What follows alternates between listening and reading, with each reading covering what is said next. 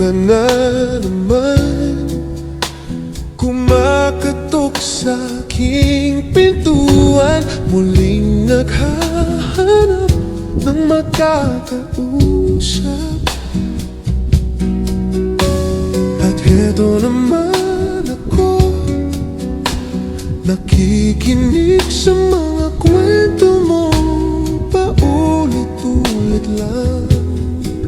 Nagtitiis kahit nasasaktan.